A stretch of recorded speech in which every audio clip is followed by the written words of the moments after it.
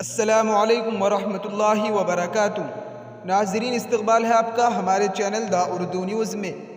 مقامی S D M نے عالمی شہرت یافتہ دینی تعلیمی ادارہ دارالعلوم دیوبند کو نوٹس جاری کرتے ہوئے کہا ہے کہ ادارے کی کمپاؤنڈ عمارتوں کے تخمینے کے ساتھ تفصیلی نقشے فراہم کرائے جائے۔ جی ہاں ناظرین، آپ کو بتاتے چلے کہ دارالعلوم کو اس سلسلے میں پہلے بھی نوٹس موصول ہو چکا ہے۔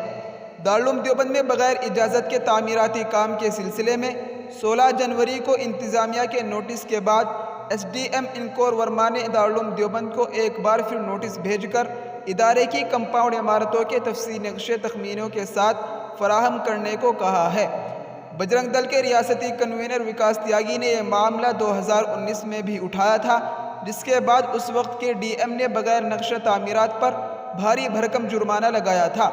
اب بجرنگ دل نے مزید دوسری عمارتوں کو لے کر انتظامیہ سے شکایات کرنا شروع کر دی ہے، جس کے بعد ایک مرتبہ پھر ایس ڈی ایم نے نوٹس بھیج کر نقشے طلب کیے ہیں۔ وکاس تیاگی کا الزام ہے کہ انتظامیہ کی طرف سے بار بار نوٹس جاری کیے جانے کے باوجود دارالعلوم کے ذمہ دار تخمینہ کے ساتھ تفصیلی نقشہ پیش نہیں کر رہے ہیں، اس لیے انتظامیہ ادارے کے اندر غیر قانونی تعمیرات کو گرانے کے لیے کارروائی کرے۔ جی ہاں ناظرین، یہ اس وقت کی بہت بڑی خبر تھی۔